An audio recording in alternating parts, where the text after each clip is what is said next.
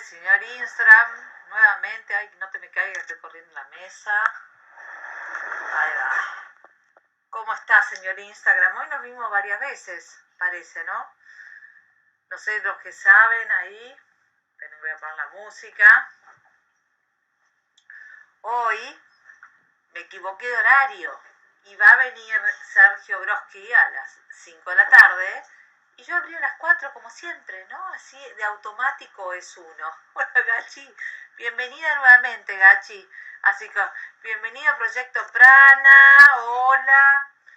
Ahí va, Proyecto Prana. Bueno, entonces vamos a empezar hoy como siempre, al igual que vos, Psicología en Viajes. También le pasan cosas, ¿no? ¿Y saben lo que pasó hoy? Empecé a las 4 y de repente 4:10 me doy cuenta que Sergio Broski venía a las 5. Entonces corté.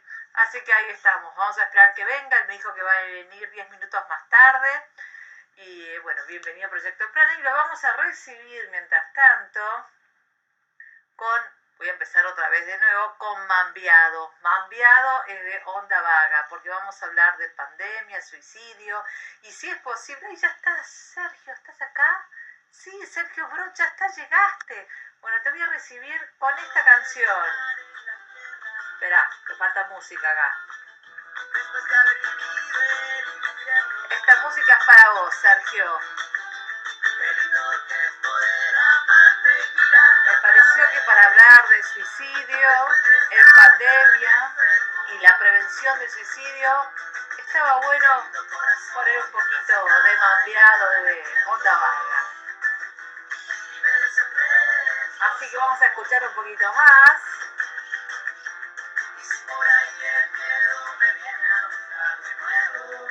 El miedo me viene a buscar de nuevo.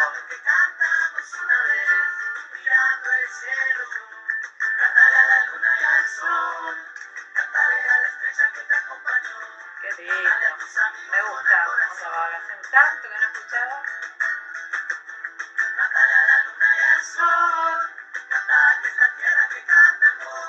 Canta la tierra que canta en vos. Poesía. Bueno, si estás por ahí, Sergio, te voy invitando. Y te voy a contar lo que me pasó. Empecé a las 4 esperando y me olvidé que venías, así que ahí corté y volví a empezar. Y te estaba presentando. Y para los que no saben, Sergio Broski es psicólogo de acá, de Concordia, de Entre Ríos. Hizo varios, los perros están presentes, hizo varios trabajos. Trabajó en la cárcel un buen tiempo. Después de trabajar en la cárcel, o mientras tanto trabajaba en la cárcel, también trabajó en el Hospital Felipe Heras, donde armó un grupo. Ese grupo que armó era un grupo que tenía que ver... Hola, Agustina, ¿cómo estás, mi querida sobrina? Este grupo con el que trabajó era un grupo que se llamaba Revuelo en el Altillo, o se llama, donde, bueno, hizo un trabajo social muy importante con el grupo de salud mental, armó una radio, hizo trabajar, me ha invitado muchas veces a la radio, hemos ido especialmente por un trabajo que hicimos, que compartimos el espacio, no lo hicimos juntos, pero compartimos el espacio. Y él trabajó ahí, realmente y vas y trabaja con todas las personas que han trabajado, con todas las personas que han transitado y son pacientes de salud mental, y él trabaja. También ha hecho obras de teatro con la gente de Revuelo del Altillo, que también lo fui a ver, recuerdo mucho todo ese proceso. Sergio Broski se ha especializado en suicidio, entre tantas cosas que hace. Se ha especializado en suicidio y en la prevención del suicidio, en lo posible que se puede hacer. Para eso ha realizado charlas en diferentes lugares, con docentes. Recuerdo haber ido a una charla de docentes también. Y ha escrito varios libros. Yo tengo 3 libros. Uno que son 2 recopilaciones de cuentos, historias de Revuelo en el Altillo que realizan los mismos pacientes y el mismo grupo, que ya mejor ya no son pacientes, pero están dentro de integrantes, digamos. Y después yo conozco 2 libros, de los cuales uno solo compré, que se llama De Amor y de Muerte. Un libro muy lindo, muy académico, muy fuerte, con mucha con mucho fundamento, digamos, esta es la idea, y también con posibilidades, ¿no? Y el nuevo libro, que me encanta el nombre, pero que no lo tengo, se llama Palabras para Vivir. Y esto me parece muy lindo, ¿no? Porque me hace acordar a esto como que el epígrafe, la escritura sea una solución, un lugar para salir adelante y para estar cada vez mejor. Así que, Sergio, con estas palabras te voy a hacer entrar. Si vos no sabés cómo se hace esto, tiene un programa de radio, suena con muchas cosas, muchas más finas que las que yo hago. Yo te acabo de mandar una invitación, Sergio. Lo que tenés que hacer en esa invitación, exactamente, es tocar el permiso de invitación. Y acá estamos, Sergio, esperá, porque acá no tenemos ni operador ni nada, ¿viste? Yo soy todo. De mi casa, al consultorio de mi casa, que es como mi gran living, en mi búnker, el consultorio de mi casa. Te invito al consultorio de mi casa. Bienvenido, bueno, Sergio. ¿Cómo estás? Hola, Alejandra, querida, ¿cómo estás? ¿Cómo te va? Muy bien, Placer muy bien. encontrarnos. Hace tanto que no nos encontramos que está bueno vernos, ¿eh? Hace un montón y siempre es placentero, siempre ha sido placentero. Muy generosa, siempre me estás invitando. Cada proyecto que yo largo, vos siempre me invitás a hablar y a que lo cuente. Sí, muy interesantes siempre, ¿no? Siempre muy interesantes y muy creativos, así que vale la difusión. Sí, es así. Bueno, Sergio, aquí estamos en este proceso de que estamos viviendo la humanidad y cada lugar con su propia característica. Y me preguntaba, vos has hecho una investigación y seguís haciendo y trabajás en el tema de suicidio en pos de la ayuda y la prevención. Y en este marco que estamos transitando todos, que es el marco de la pandemia, el aislamiento social, el aislamiento físico, la cuarentena, COVID-19, cada uno pondrá el nombre que le parezca más adecuado. Hola Pupi, ¿cómo estás? Ahí van entrando los que van siguiendo. Te van escuchando de diferentes lugares, ¿eh? Son de Buenos Aires, hay varios de Buenos Aires, hay varios de Villaguay, hay otros, te van escuchando, y hay otros que no, a Natalia, que es de acá de Concordia, bueno, van la pequeña audiencia que se va a estar en lugar. Es así, lindo poder juntarnos de este modo a charlar. Bueno, si ha sido, vos estás con el mate, yo no tuve tiempo de hacerlo, porque me quedé, te pediría un mate en este momento, a pesar del COVID, pero no puedo. Teniendo en cuenta todo esto, ¿no? Con todo lo que estamos transitando todos, ¿qué podés contarnos sobre el suicidio, sobre el suicidio? Mira qué feo que suena así, ¿no? Sobre los procesos de transitar la vida y la muerte, o de esos momentos donde uno se va sintiendo que para qué acá me voy para allá, en este momento donde el afuera se nos cierra, ¿no? Y ¿qué pasó? ¿Qué investigaste? ¿Qué viste? ¿Qué notaste vos en este lugar? Bueno, yo, como vos decías, hace muchos años que estoy trabajando en el tema de prevención del suicidio. Primero, habría que aclarar que el suicidio es un fenómeno y una problemática que ha ido muy en crecimiento en el mundo, en nuestro país, en nuestra provincia y en nuestra ciudad, ¿no? Es decir, ha habido un crecimiento muy importante en los últimos años de esta problemática, sobre todo en los adolescentes, lo cual es más, no sé si es más preocupante, pero digamos tiene mayor impacto tal vez esta cuestión de que los adolescentes hayan pasado a ser una población de riesgo de suicidio. Históricamente el suicidio, la población a nivel etario fue la tercera edad la que mayores cantidades de suicidio, la mayor tasa de suicidio ha tenido, y los adolescentes siempre ha sido una franja etaria que ha tenido mayores intentos, mayores tentativas, pero menos consumaciones que las personas de la tercera edad. Ahora hay concreción de suicidios también en adolescentes. Ha crecido muchísimo al punto de que a nivel de edad se lo considera una de los factores de riesgo, de las poblaciones de riesgo de suicidio. Pasa algo parecido con los varones y las mujeres. Es decir, históricamente los varones, digamos, hay mayores tasas de suicidio en los varones que en las mujeres, en una relación de 4-1, relación que se invierte con las tentativas de suicidio. Hay más tentativas de suicidio en mujeres que en varones. Entonces, lo que yo hace muchos años trabajo es en la prevención, porque, bueno, la idea es pensar que, bueno, la idea no es que surja un pensamiento solamente a nivel teórico, sino que durante muchos años yo me dediqué a trabajar con la problemática del suicidio y claramente los suicidios impulsivos, los suicidios imprevistos son los menos, ¿no? En general, la conclusión a la que uno puede llegar cuando aborda una multiplicidad de casos y la lógica de estos casos es que el suicidio es el acto final de un proceso que en general puede ser identificado en sus etapas o puede ser detectado en sus manifestaciones o en sus señales de advertencia, que hay toda una serie de indicadores que permiten abordar la problemática del suicidio desde lo que se llama la prevención secundaria, ¿no? Es decir, la detección precoz y el abordaje eficaz, digamos, de las situaciones de riesgo de suicidio.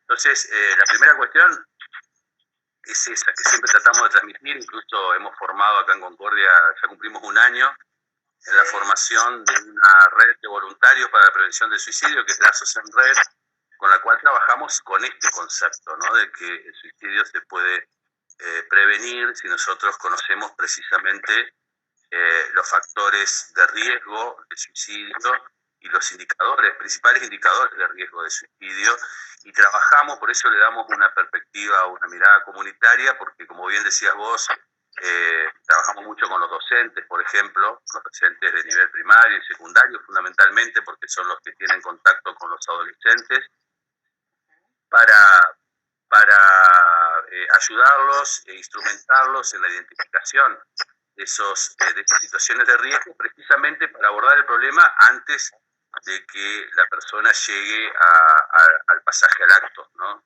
Propiamente suicida. Es decir, que aquella persona que tenga alguna idea de suicidarse, él o ella está como trazando, dando advertencias, y es algo que va, a lo mejor no planificado cabalmente como un principio y un fin, pero algo va armando que nos va mostrando el camino, que a lo mejor ni esa persona lo sabe el camino, ¿no? Más llegando al final, ¿no? Esto es como también importante poder, si no es que alguien dice me voy a suicidar de una manera muy clara y arma, no. Claro. Empiezan a aparecer los indicadores, ¿no? Esto, porque si no... Exacto, en general. ¿no? Claro. En la enorme mayoría de los casos de suicidios consumados y de suicidios, de tentativa de suicidio, lo que se observa es esto que vos decís, una construcción, la elaboración de un camino que va, bueno, hay obviamente que en cada sujeto ese camino o esa construcción es singular, es subjetiva, es particular.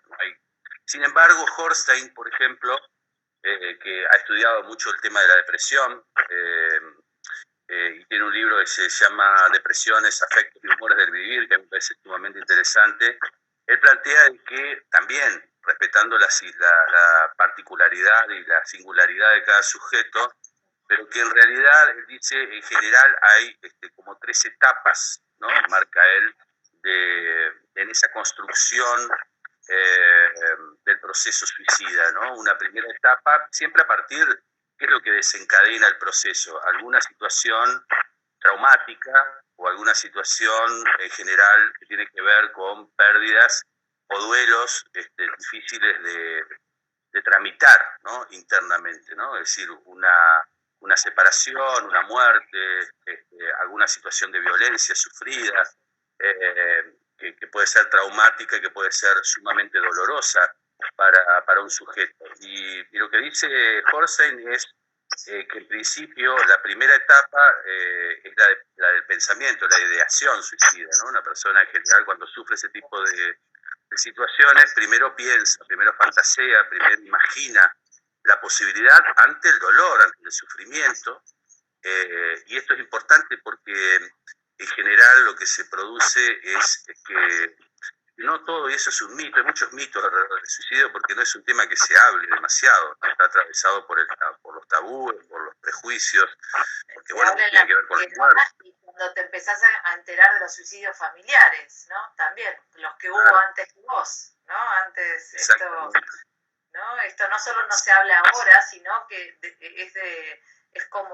es un mito pero transgeneracional, ¿no? Mirá, hasta aparte, Alejandra, hasta no hace mucho tiempo, a las personas que se quitaban la vida lo enterraban en lugares apartados de los cementerios, tenían toda una condena religiosa, moral, social, hasta legal, porque en Inglaterra, por ejemplo, hasta el año 1961, aunque parezca increíble, a las personas que hacían tentativas de suicidio y fracasaban, obviamente, tenían una sanción legal, ¿no? El suicidio estaba legalmente penalizado, ¿no? Sí. Entonces, todo esto... Y para la iglesia no ibas al cielo, digamos, era toda una cosa que tanto en la vida o acá o cuando te morías tenías problemas, digamos. Totalmente, sí. Porque desde el punto de vista religioso, el suicidio, digamos, si la vida es una creación divina, el suicidio es un atentado a Dios en realidad, ¿no? Es un acto sacrílego en todo caso. Pero entonces todo eso ha dado lugar general del tema, ¿no? Sin el acompañar, sin la comprensión, sin lo que llegar a llevar a esos extremos de vida, ¿no? Totalmente, y por eso ha sido difícil hablar de esto, por eso ha sido tan difícil hablar, y entonces, por eso está tan atravesado por los mitos, y uno de ellos es que toda persona, o sea, las personas que intentan suicidarse, siempre el objetivo es la muerte, y eso, en general, quienes tratamos, bueno, con personas que han transitado toda una situación de este tipo, en general, el dolor, no necesariamente el dolor que subyace a la idea suicida, no necesariamente produce este deseo de morir, sino muchas veces es el deseo de dejar de sufrir, ¿no? Lo que está en juego. Entonces hay un momento, digamos, de que eso no duela tanto, no desborde ese dolor. Y entonces hay un momento que Horstein plantea como una segunda etapa, que es la de la duda o la de la consideración, que es cuando la persona empieza no solo a fantasear, sino a considerar la posibilidad, el suicidio como posibilidad, empieza la duda, ¿no? El sí y el no. Y ahí en general, estamos hablando muy en términos generales, aparece una etapa en la cual hay pedidos de ayuda, ¿no? Aparecen pedidos de ayuda, ya sea de manera directa, verbal, ¿no? Que ahí hay otro mito que nosotros siempre tratamos de combatir porque obtura la posibilidad de la prevención, que es este mito de que la que se va a suicidar no lo dice o que lo dice no lo hace. Bueno, esto es falso, es una falsedad, ¿no? Es decir, una persona que es uno de los indicadores principales de riesgo de suicidio, que una persona manifieste la idea. Por eso es importante no desestimarla, nunca cuando alguien manifiesta eso, hay que escuchar, hay que ver qué está pasando. Entonces aparece esta segunda etapa que es la de la duda o la consideración, que es una etapa muy tortuosa en general, porque es un combate interior muy importante, donde la persona se debate entre el dolor que le provoca una situación, el dolor insoportable, y el deseo de vivir o el miedo a morir, que también juega, y donde lo que aparece claramente es el pedido de ayuda ante un sufrimiento insoportable, ¿no? Y la tercera etapa, de la cual habla Horstein, es la de la decisión, ¿no? Donde ya la persona en general sale de esa situación tormentosa porque ha decidido y a veces planificado, esto aparece muchas veces, ¿no? La planificación, ha decidido quitar la vida, ¿no? Se libera de esta duda, ¿no? Mental, como... Totalmente.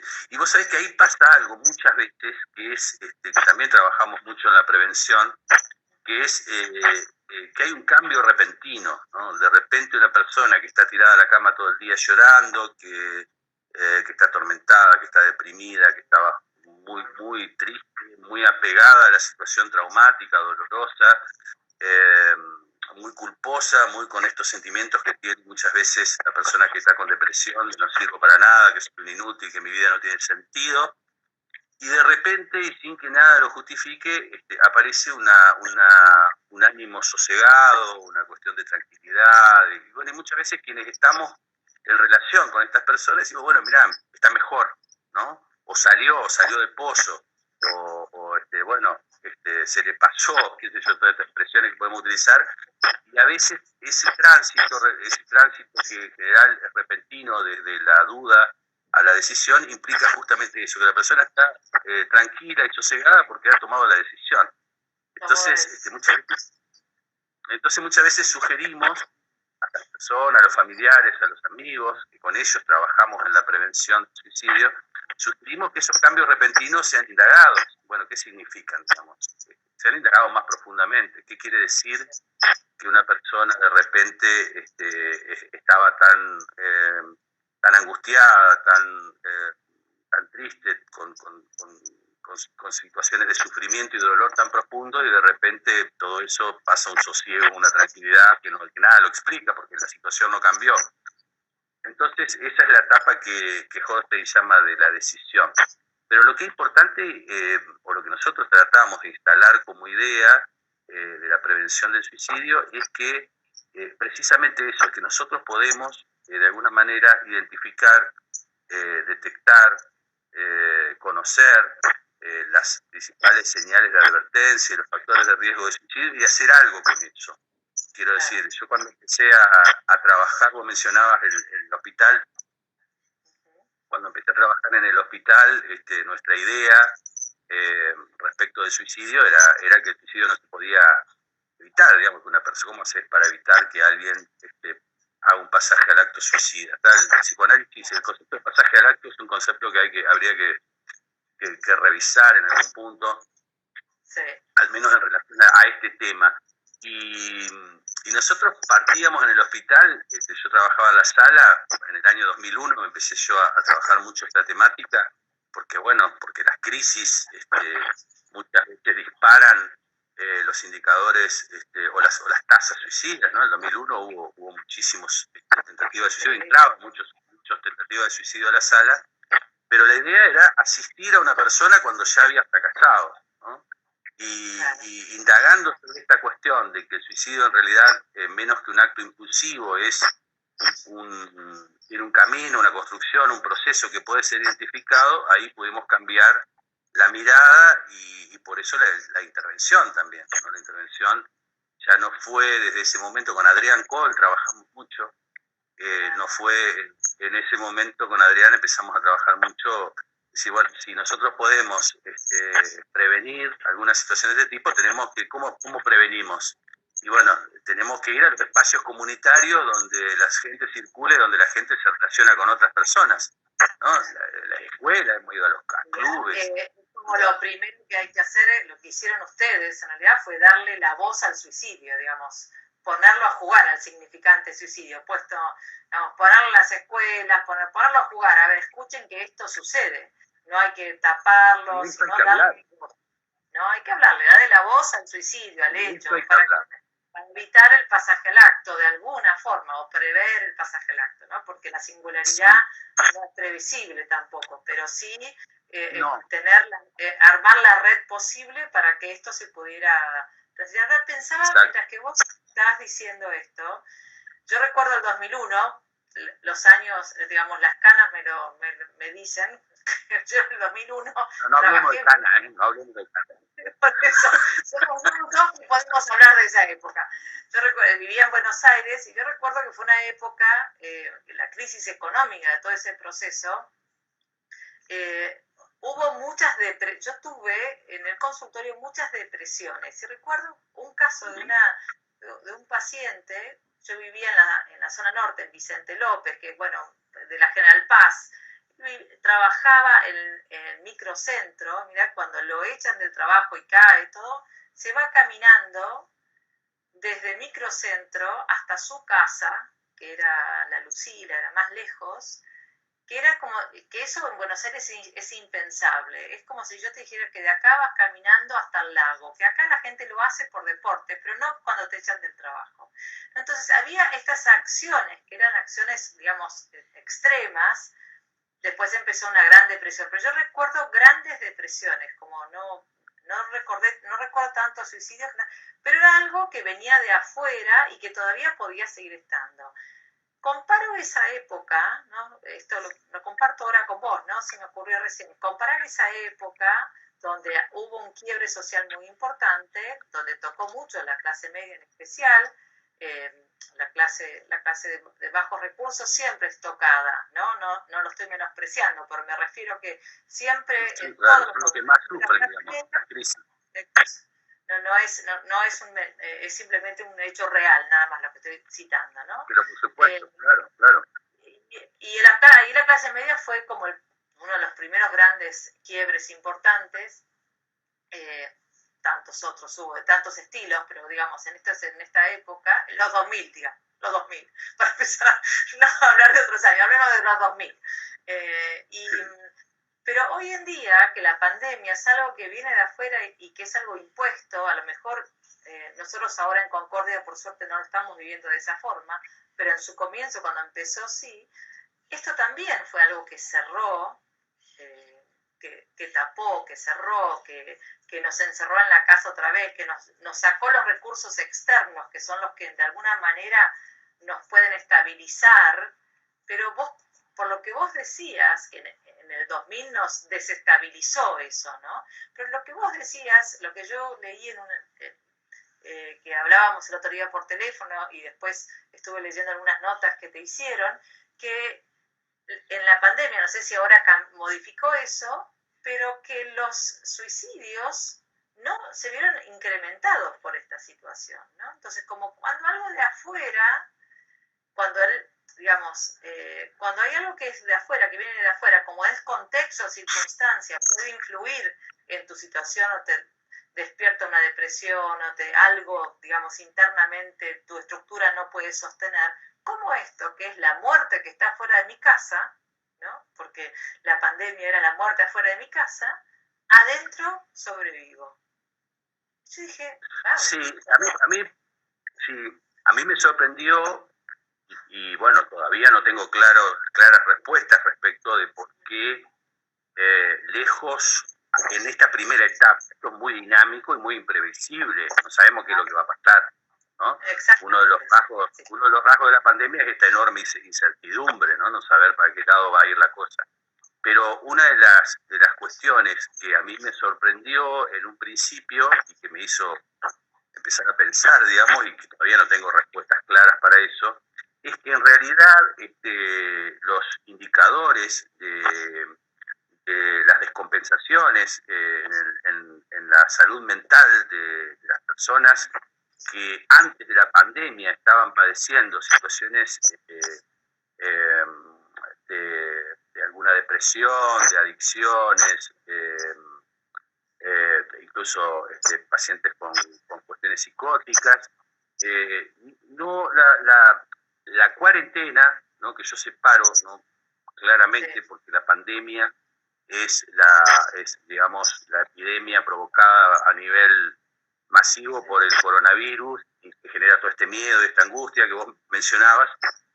Y la cuarentena es otra cosa. La cuarentena es esta cuestión de tratamiento posible para la pandemia. Es decir, la cuarentena es la cura, de comillas, que tenemos para la pandemia. La cura posible, porque no hay vacuna.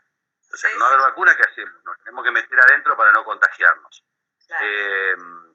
La cuarentena no generó esto a números, a ver, ¿en qué fuentes me baso? En números objetivos, digamos, en el sentido de que no ha habido publicaciones respecto de incrementos de suicidios o otro tipo de compensación psiquiátrica. Y bueno, en el diálogo con colegas, ¿no? Que están trabajando con este tipo de personas con problemáticas psiquiátricas y bueno, y en la propia experiencia con mis pacientes, digamos, de los cuales muchos tienen que ver con esta cuestión cuestión depresiva y, digamos, yo atiendo mucho esta cuestión del suicidio, entonces tengo como la posibilidad de tener una porción digamos, importante para analizar esta cuestión. Y en los tres casos, la cuarentena, lejos de generar la primera etapa, sobre todo, lejos de generar descompensaciones así masivas, como uno podría haber esperado, digamos, hubo como una especie de un efecto de estabilización, ¿no? Yo le he hablado, por ejemplo, con Rubén Mendoza. Él me decía, mirá, las personas con adicciones, él se dedica al tema de adicciones, las personas con adicciones que yo estoy tratando, digamos, al contrario, dice, ha habido una cuestión como de abstinencia forzada, al menos las que tienen tratamiento, no digo que esto sea general.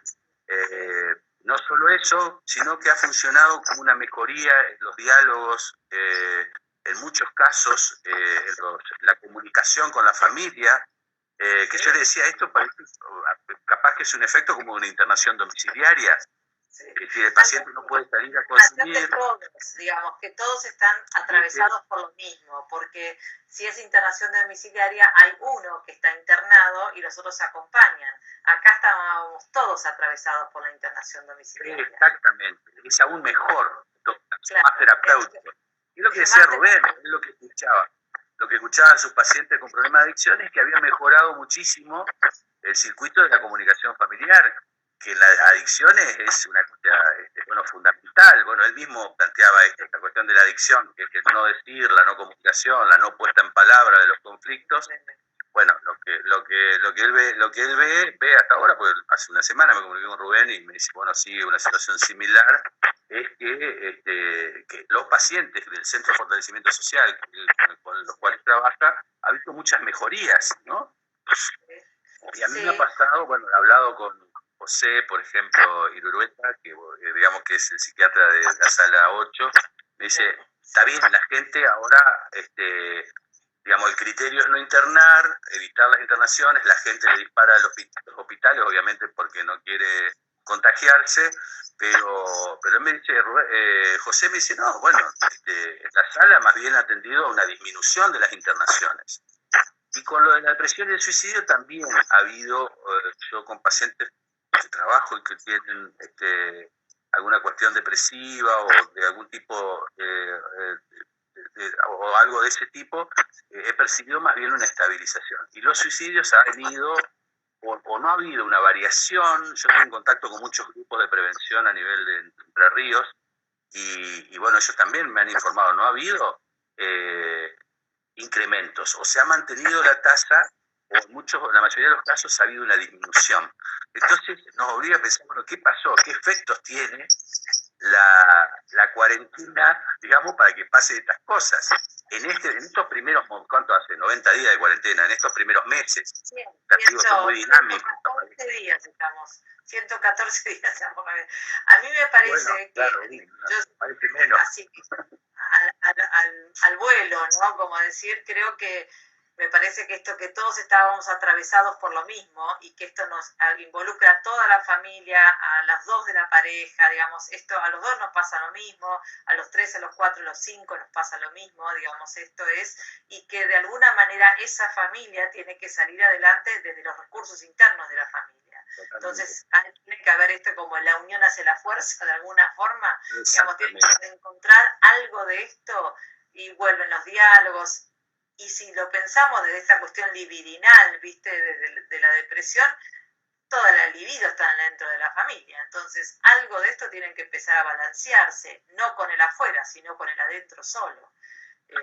Además, la cuarentena, hay como varias cosas, ¿no?, a pensar. Primero, que hay gente que la pasa y la ha pasado muy mal. Vos decías hoy el tema de los sectores de la pobreza, de las personas que están en villas miserias, en los barrios, en situaciones que no tienen las condiciones mínimas, que vive de changas, ¿no?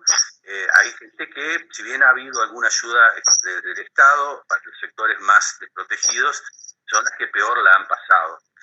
Ahora, quienes hemos tenido una cuarentena privilegiada, yo me cuento afortunadamente en ese sector, digamos, de no haberme faltado trabajo, de no haberme faltado alimentación o condiciones de higiene.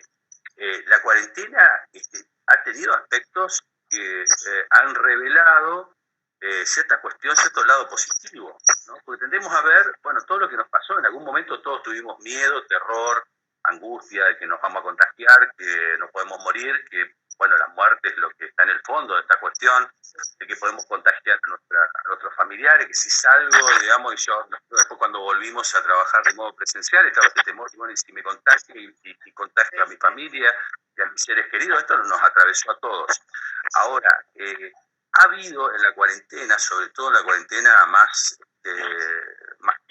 plena, por decirlo de alguna manera, porque después esto se flexibilizó muchísimo, aspectos sumamente positivos que nos ha pasado a todos. Yo lo he visto en mí mismo y lo he visto en mis conocidos, en mis familiares, en amigos, en pacientes, de decir, bueno, ¿qué hago yo con el tiempo? Ha habido situaciones de replanteos, ¿no? ¿Por qué corro a lo loco? ¿Por qué arranco a trabajar a las 8 de la mañana y termino a las 8 de la noche? ¿Qué tiempo tengo para mis hijos? Es un antes y un después. Para mí hay un cambio, digamos, un cuestionamiento interno muy importante sobre a dónde voy con la vida, digamos, cómo más voy a seguir viviendo, de qué manera, ¿no? De hecho, yo quiero decir que yo sigo trabajando online y he decidido abrir el consultorio en agosto, porque no tengo casos, estoy trabajando con casos extremos, pero bueno, sí, salvo uno que sí voy a la casa, pero si no, estoy trabajando, digamos, porque dije, ¿por qué? Si yo estoy trabajando, estoy generando, estoy pudiendo sostener, yo trabajo, genero, digamos, vivo de lo que genero, y lo estoy pudiendo, bajé radicalmente el costo de vida, radicalmente, y he dicho que eso, el resto no era necesario, y trabajando de esta manera, estando de otra forma, generando cosas nuevas internamente, tengo que trabajar menos y tener menos, lo voy a hacer, digamos. Esto es como, yo lo tengo como replanteado, ¿viste? Hay como un cambio interno muy importante. Debo decir que yo por la muerte, por los procesos sí por los miedos, pero no de gente cercana que haya transitado la muerte, ¿no? Ahora, yo hoy hablaba con una colega mía, se llama Roxy, que ella empezó a recibir gente que empezó a escuchar que gente cercana tiene COVID, se murió de COVID, vino de COVID, y yo le hice un paralelismo a ella hay como una cuestión, no íbamos a hablar de esto, pero te lo voy a decir porque lo tengo acá en la cabeza y a lo mejor lo voy a sacar, como la época de los desaparecidos, ¿no? Alguien desapareció hasta que empezamos a hablar sobre esto, y quién le pasó, y a quién le tocó, y a quién no. Y como que con el COVID-19 yo también me pregunto si está esto, no digas si tenés, no digas si no tenés, el silencio, no tengo una angina, no tengo nada. A ver, ¿de qué estamos hablando? Algo de esto a mí me empezó como a dar vueltas en la cabeza, como para recordarnos, ¿no? En esos procesos, recordarnos en esas formas de vincularlo socialmente para no repetirlas, ¿no? En el silencio, no repetir el silencio, sino repetir, no sé por qué te lo dije, pero me salió recién ahí, me quedó dando vueltas.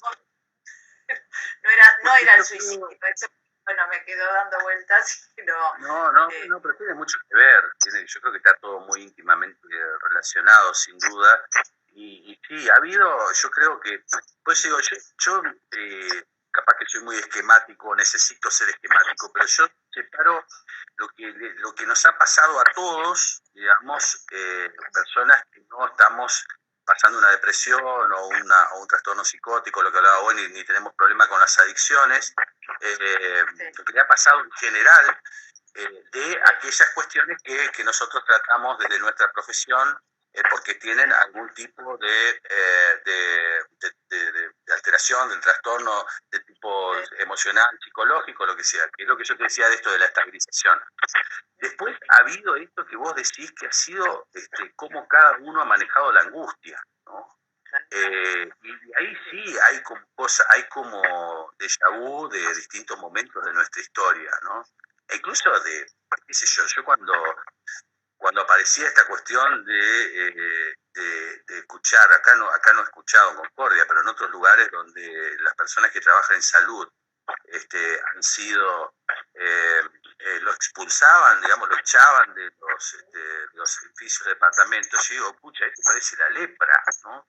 Esto que plantea Foucault en la época de la lepra, que el leproso era un poco enfermo y un poco culpable, ¿no? Estaba atravesado por la culpa y por la enfermedad, y por lo tanto era expulsado, digamos, de los límites de la comunidad. Bueno, esta cosa tan loca, porque la angustia y lo siniestro, ¿no? Yo creo que lo primero que pasó fue esta sensación de lo siniestro, en tanto como lo plantea Freud, ¿no? La aparición de algo negado, algo familiar negado, que es la muerte, el miedo a la muerte, ¿no? Nosotros vivimos negando la muerte. Bueno, hablábamos recién de la negación del suicidio. También la muerte es negada. Nosotros vivimos pensando o tratando de pensar de que no nos vamos a morir, porque es la angustia más profunda a través del ser humano. Ahora, lo que trajo el COVID es la aparición masiva, porque es una pandemia, es decir, ocupa todos los espacios y todos los tiempos, de la sensación de que nos vamos a morir, de que la muerte está ahí a la vuelta de la esquina. Y entonces esa angustia, que en un principio fue desbordante, que en un principio fue muy, muy fuerte, muy profunda, cada uno pudo hacer lo que pudo con esto, y en algunos casos apareció, y sobre todo muy manejado por los medios de comunicación, que realmente son... bueno, la Organización Mundial de Salud lo llamó a este proceso la infodemia, ¿no? Es decir, una información, infodemia, ¿no? La infodemia es esta cosa de enloquecernos, esta cosa alienante de todo el tiempo estar en los medios contando muertes, contando imágenes apocalípticas, y esto nos enloqueció un poco a todos. Yo el segundo día apagué la tele, no la aprendí, hace una semana creo que la aprendí, porque realmente es enfermante. No aparece esto, apareció el pánico, yo creo que estamos en otra etapa, apareció el terror, y apareció también esta cosa del odio, ¿no? Apareció el modo, al desnudo, el modo en que nos relacionamos y nos vinculamos con el otro.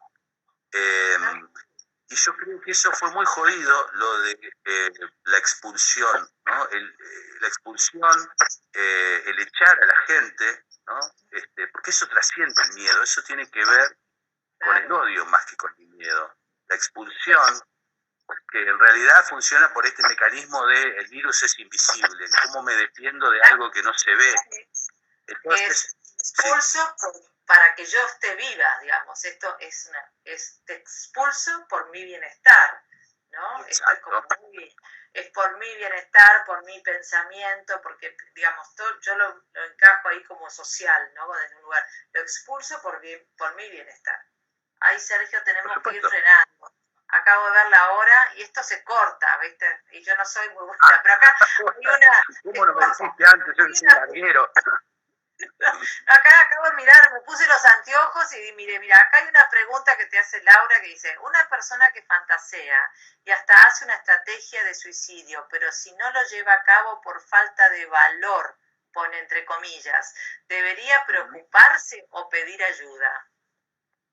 Pedir ayuda y preocuparse, las dos cosas. Yo creo que una persona que fantasea o tiene ideas de suicidio es una persona que está transitando alguna situación de malestar, de angustia, de placer, algo de dolor, algo le pasa, digamos, nadie fantasea porque sí, o nadie piensa porque sí en el suicidio. Yo lo que trato siempre si bien, digamos, el instinto de conservación, el miedo a morirse, digamos, el miedo a la muerte, puede ser un obstáculo, digamos, para el suicidio o representar ciertos obstáculos, yo trato de sacar esta temática de la cuestión moral, ¿no? Es decir, de la cuestión del valor o la cobardía, ¿no? De la valentía o la cobardía, ¿no? Hay que ser valiente para suicidarse o hay que ser cobarde. A mí me parece que eso no suma nada al análisis del suicidio. La persona que digamos que transita una situación tan dolorosa como para pensar en quitarse la vida, es una persona que está transida por el sufrimiento, digamos, no es ni valiente ni cobarde, digamos, es alguien que necesita ayuda porque está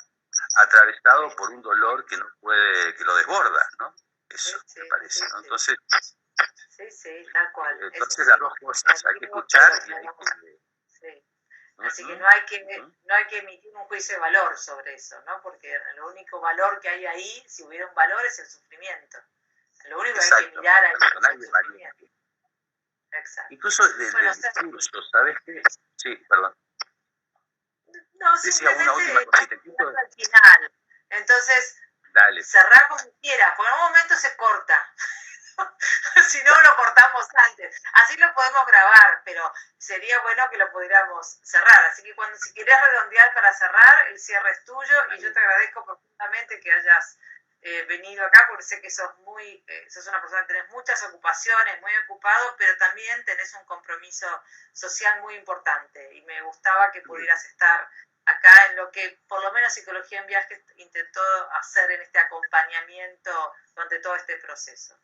Así que, Bueno, a mí me gusta mucho, bueno, obviamente lo que hacemos, a los dos, digamos, nos apasiona lo que hacemos, y me parece que todo medio de comunicación es absolutamente fundamental en este momento y en todos los momentos. Así que te agradezco a vos la invitación y poder charlar. A mí me parece que es la vía, digamos, ¿no?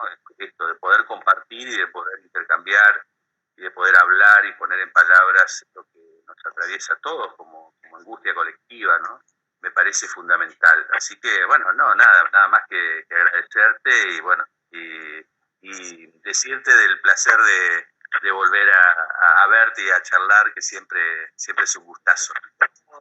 Sí, es muy bueno. Lindos encuentros hemos tenido en diferentes momentos, pero los dos trabajamos tanto que pero nos encontramos en la radio, cuando hay inundaciones en Concordia, nos encontramos en los procesos importantes, a lo mejor no a tomar un café, ni una cerveza, ni un mate. Algo más festivo nos falta, digamos. Algo más festivo, siempre, si no es la inundación, es la pandemia, ¿no? Alguna choripaneada o algo. Cuando vos hiciste la película con Revuelo en el Altillo, eso fue un lugar, eso fue un festivo, ahí sí, toda esa película. Tenés razón. Sí, también estuve. Eso fue un hermoso encuentro.